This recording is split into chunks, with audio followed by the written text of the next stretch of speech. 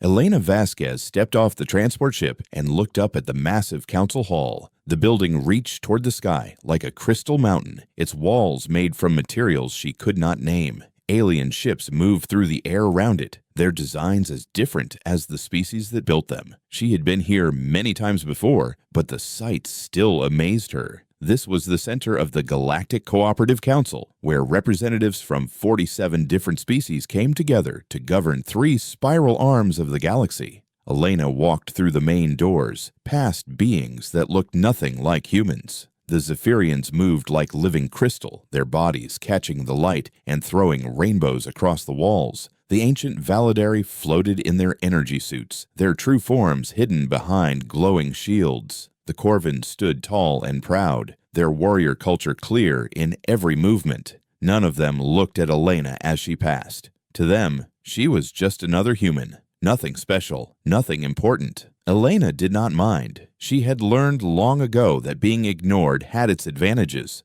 While the big species argued about power and glory, humans got work done. She made her way to the human section of the building. It was smaller than most other areas, tucked away in a corner that few visitors ever saw. The human delegation had only 12 people, compared to hundreds for some of the major species. "Morning, Elena," said Dr. Marcus Chen, looking up from his datapad. "The medical supplies shipment to Sector 7 is ready to go. The Validari said they were too busy to handle it themselves."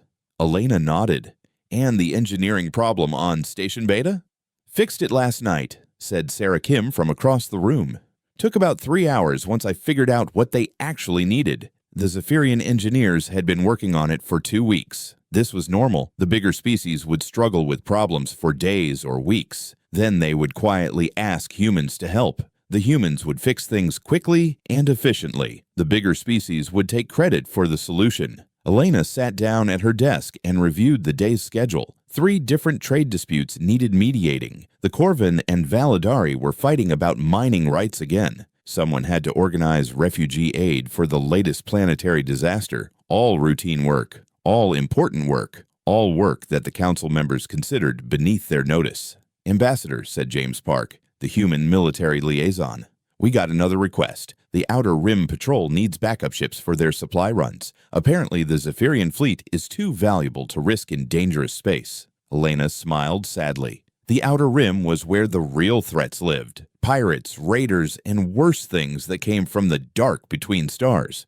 It was dangerous work with little glory. Perfect for humans, in the Council's opinion.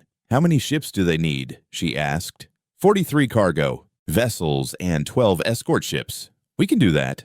Elena made a note on her pad. Human ships were not as pretty as the others, but they were reliable. They could take damage and keep flying. They could carry heavy loads through dangerous space. Most importantly, human crews were willing to do the work. The morning passed quickly. Elena mediated 2 trade disputes before lunch, both involving species that refused to talk directly to each other. She approved 3 different aid missions to worlds that other species considered not strategically important. She reviewed reports from human doctors working in plague zones that others avoided. At noon, the council held its daily session. Elena took her seat in the back rows, along with representatives from the smaller species. The front rows belonged to the Zephyrians, Validari, Corvin, and other major powers. Council leader Zixvar 9, a Zephyrian, called the session to order. His crystal body flashed with colors that meant authority and command. "Today we discuss the expansion of trade routes into the Vega cluster," he announced. "The Corvin proposal suggests military escorts. The Validari propose automated systems." Elena had read both proposals. Neither would work. The Vega cluster had 3 different species with 3 different ideas about trade law. Someone would need to spend months building trust and finding compromises. Someone patient and skilled at listening to all sides. Someone like humans. But Elena knew better than to speak unless asked. She had tried to offer suggestions in the past. The big species would listen politely, then ignore everything she said. Later, when their plans failed, they would quietly ask humans to fix the mess. The debate continued for 2 hours. The Corvin wanted to use force to impose trade rules. The Validari wanted to use technology to avoid dealing with people at all. Other species suggested their own complex solutions. Finally, Counselor Valdeth of the Validari asked, "Do any of the minor species have input?" Elena stood up. The human delegation suggests starting with cultural exchange programs, understanding local customs before implementing trade rules, building relationships first, agreements second. The council chamber fell quiet for a moment. Then Zixvar 9's colors shifted to what Elena recognized as polite dismissal. "Thank you for that perspective," he said. "However, I think we need more sophisticated approaches to this problem." Elena sat down. Around her, other representatives nodded as if they had expected this response. The humans always suggested simple solutions. The big species always preferred complicated ones. The council voted to try the Corvin military approach first, with validary technology as backup. Elena made a quiet note in her pad. In 3 months, she would probably get a request to help clean up whatever went wrong. After the session, Elena walked through the halls toward the human quarters. She passed groups of aliens discussing the day's decisions. None of them looked at her. In the corridor, she met Ambassador Thekvar 12 of the Zephyrians. His crystal body was larger than most, marking him as old and important. "Ambassador Vasquez," he said, his voice creating musical tones, "I wanted to thank you for your people's work on the station beta problem. Very thorough." Elena nodded. "We were glad to help." "Yes, well." Thekvar 12's colors shifted uncomfortably. "Your species has a talent for practical solutions." That was as close to a compliment as she would get. In Zephyrian culture, calling something practical was like calling it boring but necessary, like cleaning supplies or waste disposal. Elena returned to the human section and found her team finishing the day's work. Dr. Chen was coordinating medical supplies for 6 different worlds. Sarah Kim was solving 3 engineering problems by video call. James Park was planning patrol routes that would actually protect shipping lanes instead of just looking impressive. Normal work, important work, ignored work. Elena looked out the window at the alien city beyond. Somewhere out there, human cargo ships were carrying supplies to dangerous places. Human doctors were treating diseases in quarantine zones. Human engineers were keeping alien technology running smoothly. All while the council debated which species deserved the most credit for keeping civilization running. Elena opened her personal files and began writing her daily report to Earth. 47 species working together, she wrote, each contributing their unique strengths to the greater good. She did not mention that only one species seemed willing to do the actual work. The emergency alert woke Elena at 3 in the morning, ship time. Red lights flashed in her quarters as the priority message played through her communication system. All council representatives report to Emergency Session Alpha. Threat level maximum. This is not a drill. Elena dressed quickly and ran through the corridors toward the main chamber. Other representatives were doing the same, their faces showing confusion and worry. The council had not called an emergency session in over 50 years. She arrived to find chaos.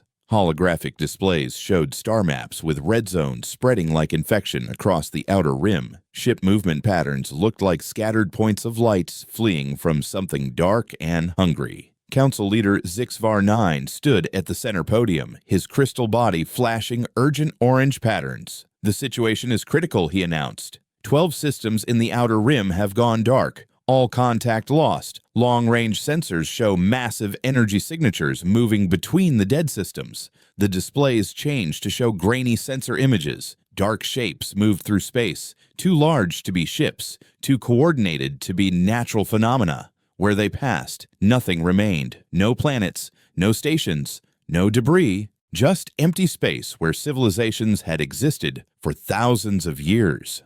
"The Devourers," whispered someone behind Elena. She had heard stories of the ancient enemy that came from the dark between galaxies. Most people thought they were myths. Apparently not. Admiral Kethvar 7 of the Corvin military stepped forward. "We need immediate mobilization of all fleet assets. Full military response to protect core systems." "Agreed," said High Researcher Nulvaz 19 of the Validari. "Our science ships must gather data on these entities. Understanding their technology is crucial." Elena watched as the major species began planning their response. Each wanted to use their own methods. Each wanted to command the operation. Each worried most about protecting their own territories. "What about evacuation?" she asked, standing up from her seat in the back. The chamber fell quiet Admiral Kethvar 7's warrior culture found the question distasteful.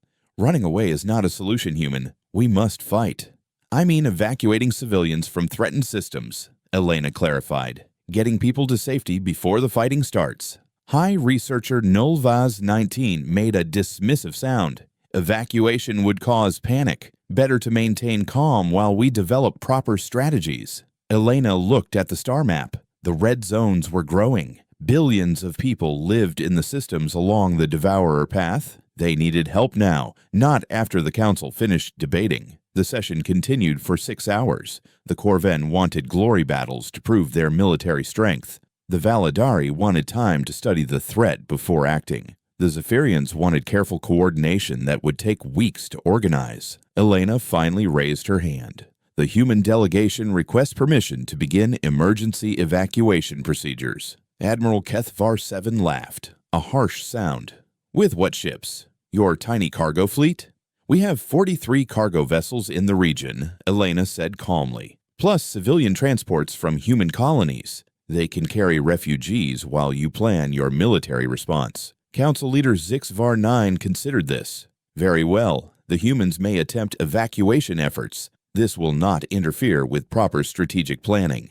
Elena left the chamber and immediately contacted her team. Within hours, every human ship in the Outer Rim changed course toward threatened systems. They were not fast ships or beautiful ships, but they were big and reliable. Dr. Chen coordinated medical teams to handle refugees with different biological needs. Sarah Kim worked with ship engineers to modify cargo holds for temporary living space. James Park organized supply chains to feed and house millions of displaced people. The first refugee ships arrived at safe systems 3 days later. Human cargo vessels filled with families who had lost everything. Human medical teams treated injuries and illnesses from a dozen different species. Human engineers worked around the clock to modify stations and planets to house the flood of displaced people. While humans saved civilians, the major species continued planning their perfect military response. 2 weeks into the crisis, the planning fell apart. The Corvan fleet rushed toward glory and found enemies they could not defeat. The Valadari science ships tried to study the Devourers and simply vanished. The Zephyrian coordination efforts collapsed when member species started protecting only their own territories. Elena found herself in endless emergency sessions, watching the council argue while the red zones expanded. The Devourers moved faster than anyone expected. They consumed everything in their path and moved on, leaving behind empty space.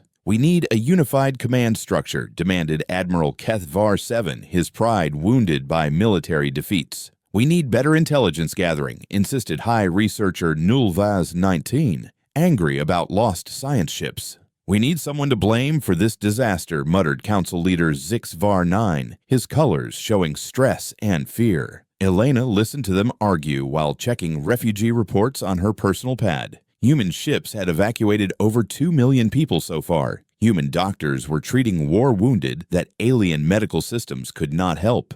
Human engineers were building temporary cities on worlds that had never housed refugees before, but it was not enough. The Devourers moved too fast. Too many systems lay in their path. The breaking point came during the Battle of Kepler Station. The Council had finally agreed on a defense plan. Corvan warships would hold the line while Valadari technology disrupted Devourer movements. Zephyrian forces would protect the most valuable strategic targets. Elena watched the battle reports in growing horror. The defense was failing. Corvan ships fought bravely but uselessly against enemies that ate energy weapons and ignored physical attacks. Valadari technology had no effect on beings that existed partially outside normal space. Zephyrian coordination meant nothing when the coordinated forces could not actually hurt their targets. Worst of all, the retreat order came too late. Evacuation ships filled with civilians found themselves trapped in the battle zone. The Council forces could save themselves or save the refugees, but not both. Elena watched Admiral Kethvar 7 make his choice on the command screen. Corvan warships abandoned the refugee convoy and fled to protect a Zephyrian mining facility. 50,000 civilians died in the dark while the Council saved a source of rare crystals. The refugees were mostly human colonists and the alien families who had lived with them. The mining facility produced materials for Zephyrian art projects. The Council called it a strategic necessity, A regrettable but tactical decision. An acceptable loss for the greater good. Elena sat in her quarters that night, staring at the list of names. 50,000 people, including 800 children from the colony school. All dead because saving pretty rocks was more important than saving lives. She opened her communication system and began typing a message to Earth. Not a daily report this time. Something different. Something final. The message was simple. Request immediate recall of all human personnel from Council Space. Effective immediately. Reason, fundamental difference in core values regarding the value of sentient life. Elena sent the message and began packing her personal belongings. Around her, the Council continued planning their war against an enemy they did not understand, using methods that did not work, while human ships quietly continued saving everyone they could reach. The war was lost. Elena knew it. The Council would figure it out eventually, but humans would not be here to clean up this mess. Some things were more important than being useful. Elena stood before the council chamber for the last time, holding a simple datapad with her final statement. The great hall buzzed with the usual arguments and debates, representatives from 47 species discussing trade routes and territorial disputes, as if the galaxy was not burning around them. She waited for her turn to speak. No dramatic entrance, no angry demands for attention. Just another minor species representative, waiting patiently for the council to notice her. Council leader Zixvar 9 eventually gestured toward the back rows. Do any of the smaller delegations have business to present? Elena stood and walked to the speaking platform. Her footsteps echoed in the massive chamber. Around her, alien representatives continued their side conversations, barely paying attention to the human at the podium. The Terran Federation hereby formally withdraws from the Galactic Cooperative Council, effective immediately, Elena said in a clear, steady voice. All human personnel will return to Terran space within 60 standard days. This decision is final. The chamber fell silent. Elena had spoken quietly, but her words carried to every corner of the hall. Representatives stopped their conversations and stared at the small human woman who had just announced the impossible. Council leader Zixvar 9's crystal body flashed confused purple patterns. I'm sorry, Ambassador Vasquez. Could you repeat that? The human delegation is withdrawing from the council, Elena repeated. Our ships, our personnel, our facilities, and our resources will be relocated to Terran space. We will no longer participate in council operations. Admiral Kethvar 7 of the Corvin laughed harshly. You cannot simply leave, human. You signed treaties. You have obligations. Elena activated her datapad, and legal documents appeared on the chamber's main displays. Article 47 of the Council Charter allows any member species to withdraw with appropriate notice. We are providing that notice now. High Researcher Noel Vaz 19 of the Validari floated forward in his energy suit. This is clearly an emotional response to recent events. Perhaps the humans need time to reconsider their position. Our position is final, Elena said calmly. This decision was made by the full Terran Council after careful consideration. We will honor all existing commitments during the 60-day transition period. After that, humanity will no longer be part of this organization. Council leader Zixvar 9's colors shifted to diplomatic mode. Ambassador, surely we can discuss this. If the human delegation has concerns about recent military decisions, we can address them in committee. Elena looked up at the thousands of representatives filling the chamber, species that had ignored human contributions for decades, species that had treated human lives as acceptable losses, species that valued strategic resources more than civilian refugees. There is nothing to discuss, she said. The human delegation thanks the Council for the opportunity to serve. We wish you success in your future endeavors. She turned and walked out of the chamber. Behind her, the silence erupted into chaos as representatives began talking all at once. But Elena did not look back. She had work to do.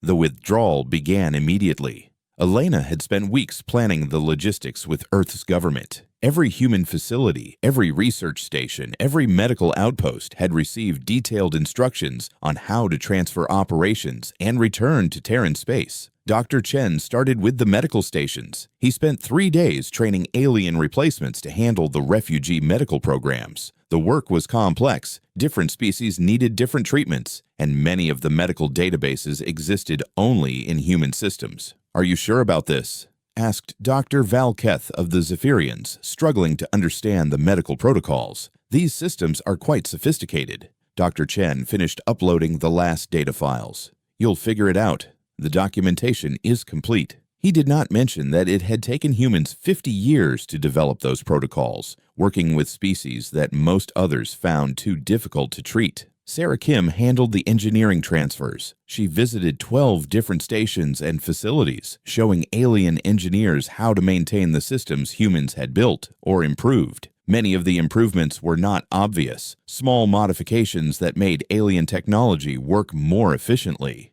"Why did you make these changes?" asked engineer Zulnex of the Validari, looking at Sarah's modifications to their quantum processors. "Your original design had an 18% efficiency loss due to harmonic resonance," Sarah explained. "These adjustments eliminate that problem." "But our calculations showed optimal efficiency," Sarah shrugged. "Your calculations were missing some variables. It's all in the documentation I'm leaving behind." Engineer Zulnex stared at the technical manuals Sarah had prepared. They were thicker than most engineering textbooks. Apparently, humans had been quietly fixing problems for decades without bothering to tell anyone. James Park organized the military and logistics withdrawals. Human patrol ships returned from the Outer Rim, their crews tired from months of refugee operations. Human supply ships finished their current missions and headed home. Human escort vessels completed their final convoy runs. "Where will you go?" asked Captain Varthek of the Zephyrian fleet, watching human ships departing from Kepler Station. "Home," James said simply. He did not explain that home now included 36 star systems that humans had quietly settled over the past century, systems that other species had considered worthless or too dangerous to develop. The Council barely noticed the first departures. Humans had always been background personnel, easy to overlook. But as the days passed, gaps began appearing in daily operations. The refugee assistance program slowed down without Dr. Chen's medical teams. Several engineering projects stopped when alien technicians realized they could not replicate human maintenance procedures. Trade negotiations stalled when no one could mediate between species that refused to speak directly to each other. "Where are the humans?" Council leader Zixvar 9 asked during a daily briefing. His aide consulted a datapad. "Withdrawn, leader. Remember, they are returning to their own space. But who will handle the Sector 7 supply runs?" The Corvin fleet, I believe." Admiral Kethvar 7's expression was grim. "My ships are not cargo haulers. We are warriors." "Then perhaps the Validari can modify their science ships." High researcher Nulvaz 19 made a negative sound. "Our vessels are not designed for bulk transport. Such work would be beneath their capabilities." Council leader Zixvar 9 looked around the chamber. "Someone must handle these supply runs. Millions of refugees depend on them." The silence stretched uncomfortably. Supply runs were dangerous, unglamorous work, the kind of work that humans had always done without complaint. By the 4th week, the problems were becoming serious. Medical supplies were not reaching plague zones because no one wanted to risk infection. Engineering systems were failing because their alien designers had never learned how to maintain the modifications humans had made. Diplomatic crises were exploding because no species would accept mediation from their traditional enemies. "Perhaps we should ask the humans to delay their withdrawal," suggested Council leader Zixvar 9 during an emergency session, "just until we can train replacements." Ambassador Elena Vasquez appeared on the communication screen from her temporary office on Luna. She looked exactly as she had the day she announced the withdrawal. Calm, professional, unremarkable. "The withdrawal is proceeding on schedule, Council leader," she said politely. "Is there something specific you needed?" "We are having some operational difficulties since your people began leaving." "I see. Have you consulted the technical manuals we provided?" Dr. Chen prepared very detailed medical protocols. Engineer Kim left comprehensive maintenance guides. Commander Park documented all supply routes and security procedures. Council leader Zixvar 9's colors shifted to embarrassment. "The manuals are quite extensive." "Yes," Elena agreed. "Human operations were fairly complex, but I'm sure your people will adapt. You always said you preferred sophisticated solutions to simple ones." The communication ended, and Elena returned to her packing. Around her, the last human personnel prepared to leave council space forever. In 60 days, they would all be gone. The council was welcome to their sophisticated solutions. Elena just hoped they remembered how to use them. 3 weeks after the last human ship disappeared beyond the galactic rim, the first crisis hit Sector 7. The medical supplies that Dr. Chen's teams had delivered every month for 15 years simply stopped arriving. The Zephyrian Medical Service, tasked with taking over the route, sent one ship.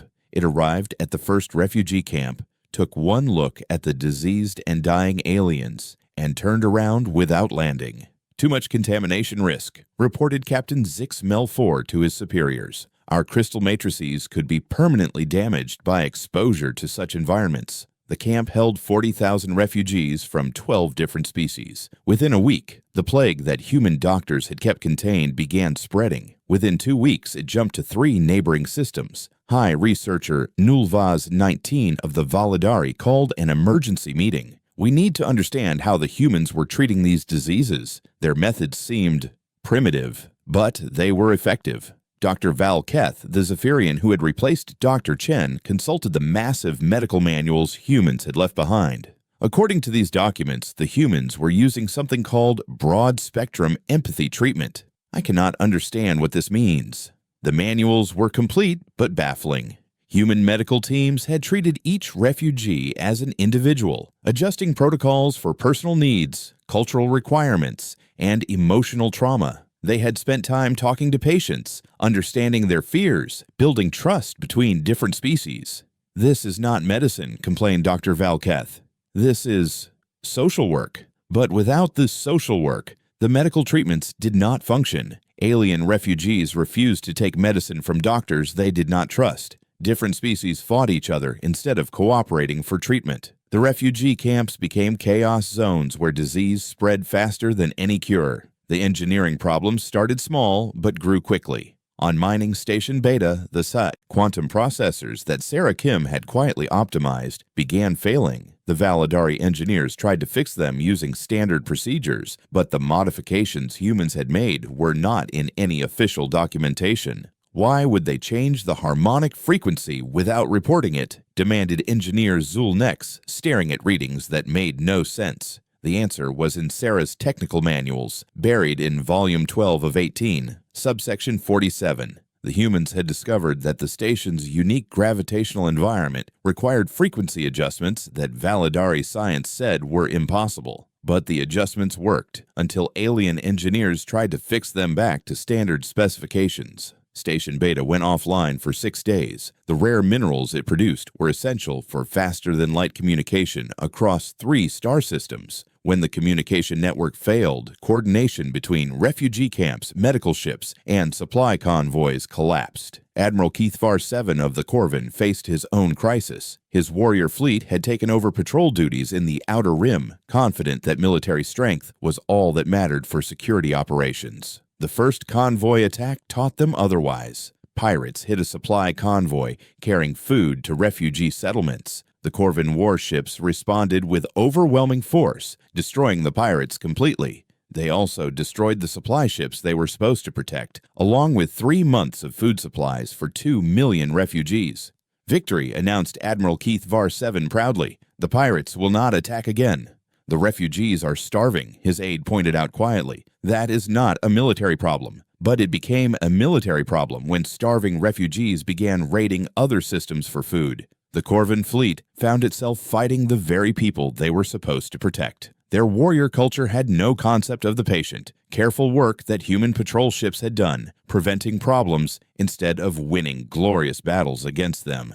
The diplomatic disasters were worse than the practical failures. Without human mediators, 3 major trade agreements collapsed in the first month. The Zephyrians and Validari stopped speaking to each other entirely after a dispute about mining rights. The Corvan declared war on 2 different species over insults that human diplomats had been quietly smoothing over for decades. Council leader Zixvar 9 found himself in constant crisis sessions, trying to hold together an alliance that seemed determined to tear itself apart. Why did we not notice these problems before? He asked his advisors.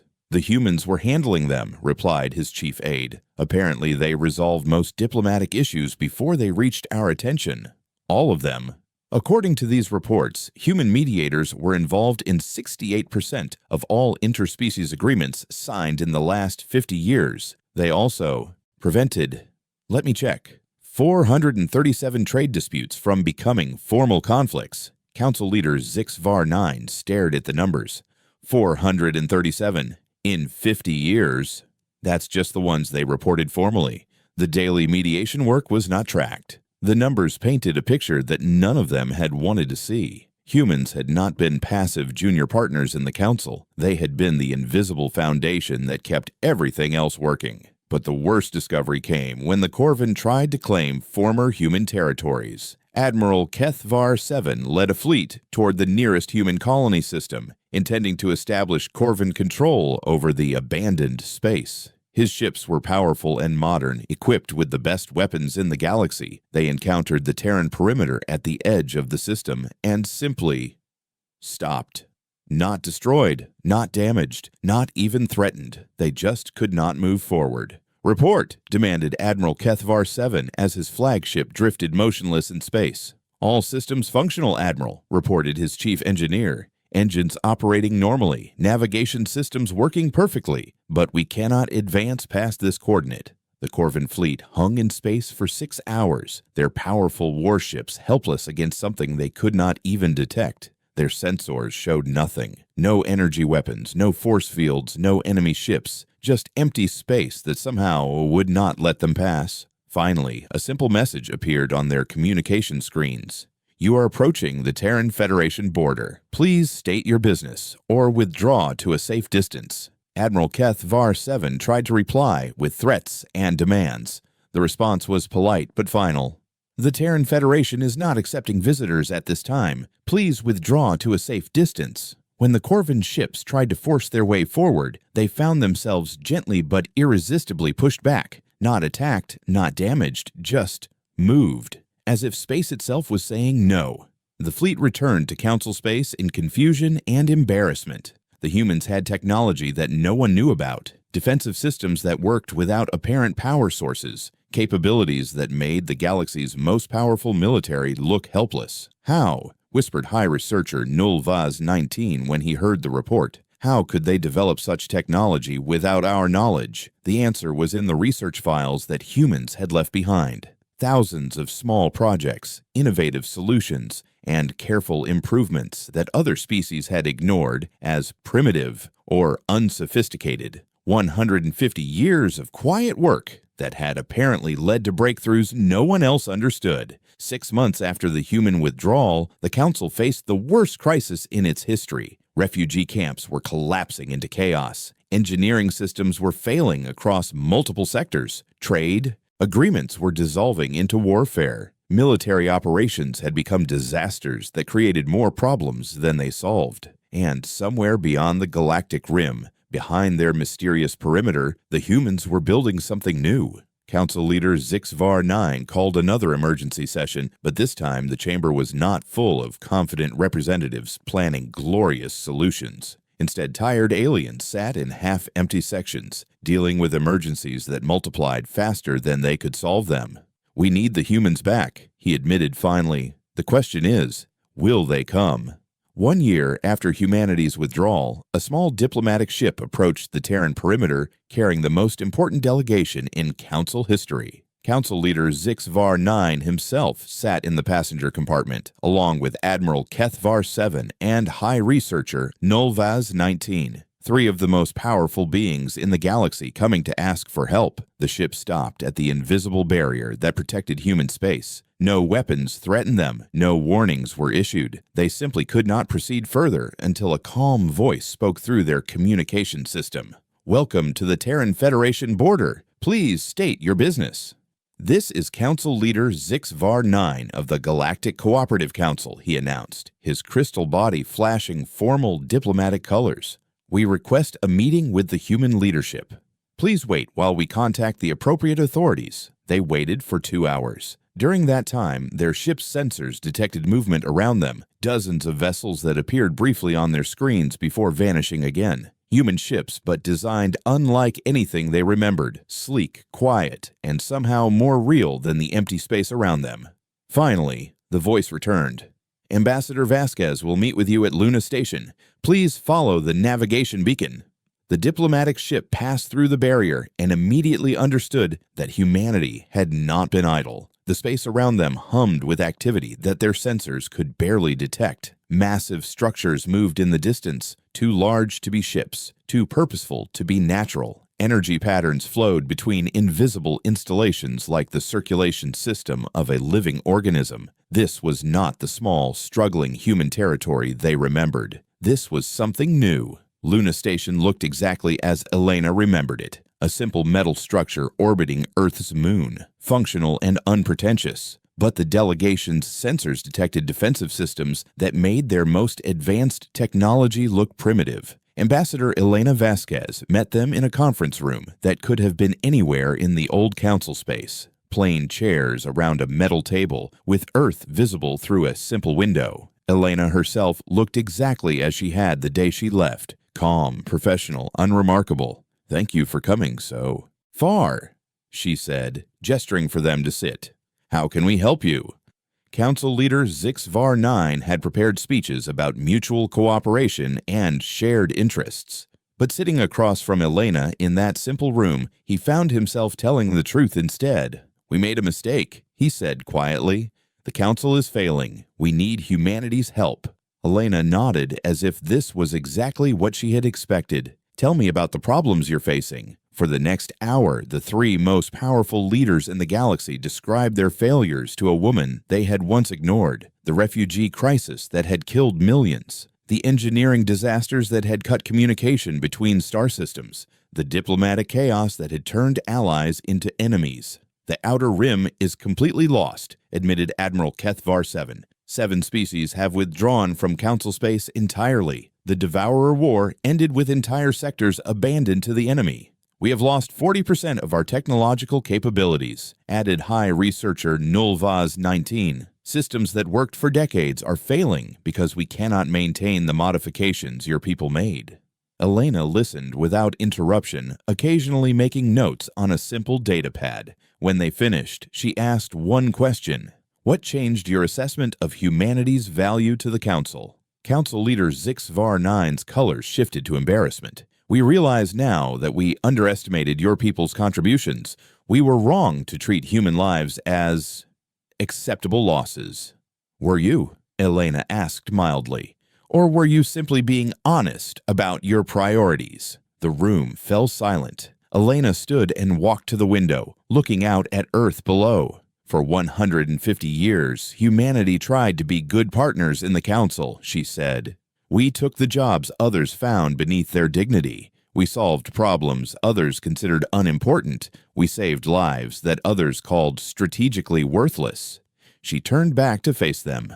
"You weren't wrong about us. We were naive about you." High Researcher Nulvars 19 leaned forward. "But surely we can work together now, with proper appreciation for human capabilities." "Can we?" Elena asked. "What has fundamentally changed? Are Zephyrian lives still worth more than human lives? Are Corvin military objectives still more important than civilian safety? Are Validari research projects still more valuable than refugee children?" Admiral Kethvar 7's warrior pride bristled. "We can offer guarantees, treaty protections, equal status in all council decisions." Elena smiled sadly. "You offered us equal partnership once before, Admiral. Then you voted that 50,000 human colonists were acceptable losses to save a mining facility." "That was a tactical necessity," he protested. "Yes," Elena agreed. "And the next time you face a similar choice, you'll make the same decision, because that's who you are." Council leader Zix-Var 9 flashed desperate patterns. "What do you want? Territory, resources, technology sharing agreements?" "We don't want anything from you," Elena said simply. "That's what you never understood. Humans didn't help the Council because we expected rewards. We helped because helping people is what humans do." She activated her datapad, and images filled the room's display screens. Refugee cities on human worlds, their populations mixed with dozens of species. Medical stations treating patients that Council doctors had abandoned. Engineering projects rebuilding infrastructure that Council wars had destroyed. "When we left Council space, we didn't disappear," Elena explained. We went looking for people who needed help. We found quite a few. The images showed 47 different species living peacefully in human territory, not just refugees, but entire populations that had chosen to leave council space. Scientists whose research had been dismissed as unimportant. Engineers whose innovations had been ignored. Diplomats whose patience had been exhausted by endless wars. The Velthari brought their agricultural knowledge. Elena continued, highlighting one image. The Nimeks shared their terraforming expertise. The Quellian refugees turned out to be master artists and storytellers. You're building a competing alliance, realized High Researcher Nulvaz 19. We're building a community, Elena corrected, based on mutual respect instead of power hierarchies, cooperation instead of competition, protection for everyone instead of acceptable losses. Admiral Kethvar 7 leaned back in his chair. And you won't share this with the council? Why would we? Elena asked. You had 150 years to learn these lessons. You chose not to. Council leader Zixvar 9 tried one last appeal. The galaxy needs unity. Division will only lead to more conflict. Elena walked back to her seat and sat down facing them. The galaxy needs communities where people can live safely and build good lives. The council proved it cannot provide that. So this is your answer, Council Leader Zixvar 9 asked. Permanent separation. This is our choice, Elena replied.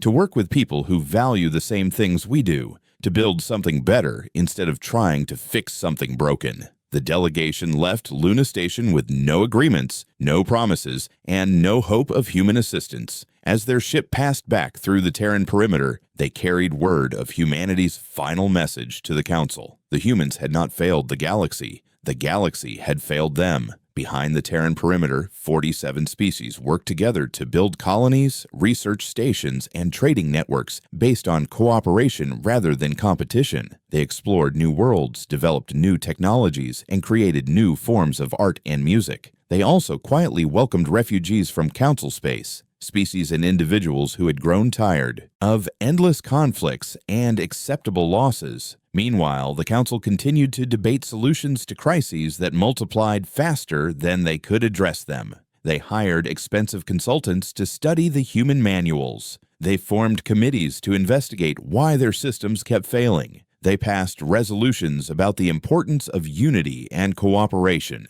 but they never learned the simple lesson that humanity had tried to teach them for 150 years. That the strongest societies are built by people who care about each other, not by those who see each other as acceptable losses. In the end, the humans had given the Council exactly what it claimed to want. A galaxy where sophisticated species could pursue their sophisticated solutions without interference from naive idealists who believed that every life had value. The Council got their wish. They just discovered too late that they didn't really want it. And in the quiet spaces between the stars, humanity built something better, one refugee family at a time, one solved problem at a time, one act of kindness at a time, because that's what humans do.